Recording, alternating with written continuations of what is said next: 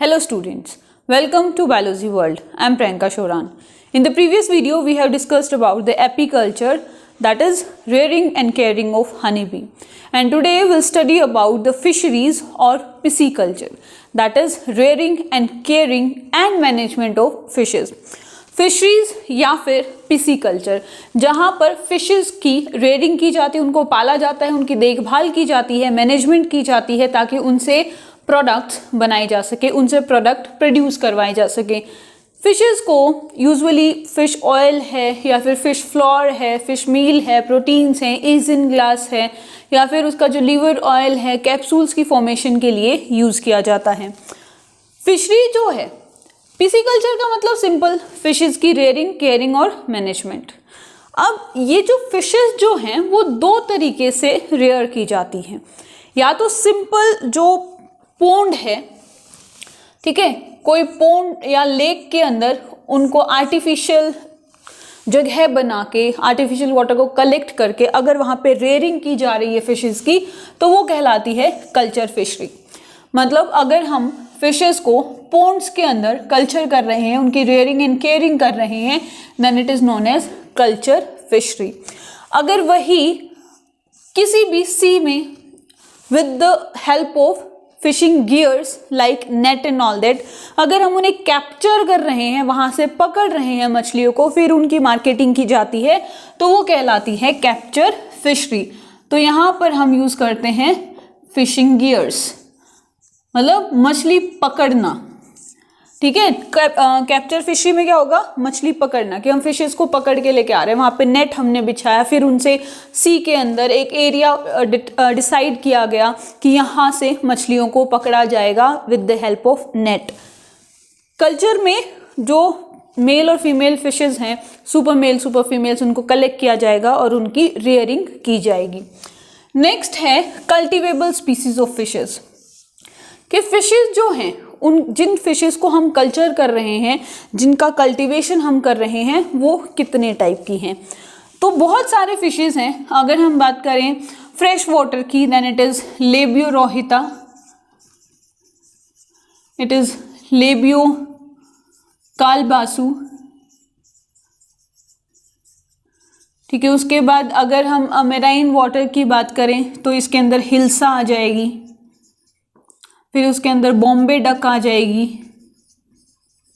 Marine water में, then salmon fish आ जाएगी।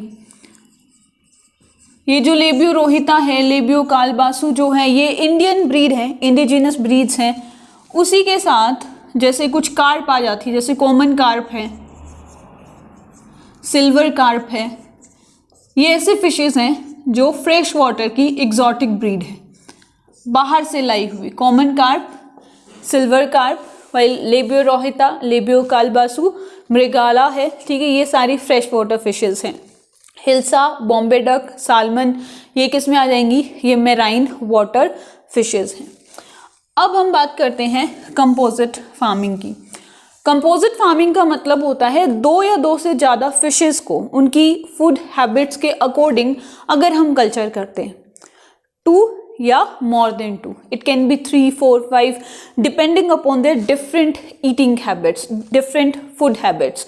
अलग अलग प्रकार का खाना खा रही हैं, एक दूसरे की दुश्मन नहीं है, मतलब एक दूसरे के साथ सरवाइव कर सकती हैं, एक दूसरे के लिए प्रेडेटर और प्रे का काम ये नहीं करेंगी। या फिर इनकी जो हैबिटेट है वो भी डिफरेंट है, some are surface feeders, some are bottom feeders. तो इस बेसिस के ऊपर भी हम फिशेस को कल्चर कर सकते हैं, मतलब अलग अलग टाइप के फिशेस हैं। For example fresh water fishes हैं, कुछ क्या है कि पानी के सतह पे रहती हैं, कुछ पानी के बीच में रहती हैं, कुछ पानी के अंदर रहती हैं, वहीं पे वो अपना खाना खा रही हैं।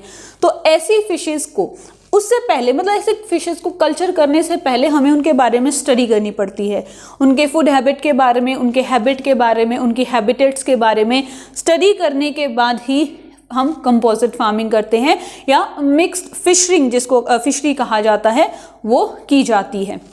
इसके बेनिफिट्स क्या हैं कि एक ही टाइम पे डिफरेंट टाइप की जो फिशेस हैं उनको हम कल्चर कर सकते हैं, और बेनिफिट ज़्यादा होगा। मतलब जो 3 फिशेज़ हैं उनको अलग अलग जगह पे उनकी देखभाल करना, उनको केयर करना, रेयर करना, उससे बेटर है तीनों फिशेज़ को हम एक ही साथ उनकी रेयरिंग, केयरिंग और मैनेजमेंट कर सकते हैं, क्योंकि उनका रहन सहन, खान पान अलग है। Their habitats, their eating habits are different, इसीलिए वो easy हैं कल्टीवेशन के लिए। एग्जाम्पल अगर मैं बात करूँ, जो सबसे बेस्ट जो मिक्स्ड कार्प जिसको कहा जाता है या मेजर कार्प जिसको कहा जाता है, कल्टीवेबल फिशेज हैं और उनके अंदर 3 फिशेज ऐसी हैं जिनको मेजर कार्प कहा जाता है, जिनको एक साथ कल्चर किया जाता है। उसमें आएगी लेबियोरोहिता, देन इट्स मृगाला एंड कार्प। ये तीनों फिशेज कल्टीवेबल फिशेज हैं और इनको मेजर कार्प इसलिए कहा जाता है because they have unique characters like disease resistant. इनके अंदर डिजीज बहुत कम होती है, they have a disease resistance power. किसी भी डिफरेंट क्लाइमेटिक कंडीशंस को इजीली अडॉप्ट कर लेती हैं, ठीक है। जो भी वेरिएबल क्लाइमेटिक कंडीशंस हैं उनको बहुत आसानी से अडॉप्ट कर लेती हैं। They have high reproductive power, life span भी यूजुअली शॉर्ट होगी, हाई रिप्रोडक्शन होगा। They have high food value and they are easy to culture. ये जो कैरेक्टर्स जो हैं वो हर एक फिश में नहीं मिलते। एक कुछ ही स्पीसीज के अंदर, कुछ ही फिशेस के अंदर एक जो कैरेक्टर्स मिलते हैं, और जिन फिशेस में ये कैरेक्टर्स मिल रहे हैं उन्हें हम कहेंगे मेजर कार्प। एग्जाम्पल मैंने आपको बता ही दिया है। नेक्स्ट है कि what are the different steps. ये देखो सिलेक्शन तो हो गया। सिलेक्शन का मतलब है कि जो कल्टीवेबल फिशेज है उनको हमने किस बेसिस पे सिलेक्ट किया, तो हमने इन कैरेक्टर्स के बेसिस पे उन फिशेज को सिलेक्ट कर लिया। नेक्स्ट जो आता है that is what are the different steps, कि इन फिशेज को जब हम कल्चर कर रहे हैं, कल्चर फिशरी जब हम कर रहे हैं तो उसके क्या क्या स्टेप होंगे। पहला जो स्टेप होगा कि जो भी एरिया हम लोग एज अ पॉन्ड यूज कर रहे हैं वो क्लीन होना चाहिए। कैसा होना चाहिए? It should be clean. ये जो पॉन्ड के अंदर जो हमने वाटर लिया है उस वाटर का लाइम के साथ ट्रीटमेंट होना चाहिए टू मेंटेन द पीएच। इसके अंदर हम इनऑर्गेनिक मैन्योर यूज करेंगे ताकि जितना भी हार्मफुल एक्वेटिक वीड है उसको किल किया जा सके। देन इस ब्रीडिंग पॉन्ड में, इसको हम बोलेंगे ब्रीडिंग पॉन्ड, इस ब्रीडिंग पॉन्ड के अंदर हम सुपर मेल और सुपर फीमेल को इंट्रोड्यूस करवाएंगे, ठीक है। They will produce a fertilised egg. Fertilised egg का मतलब होता है जाइगोट।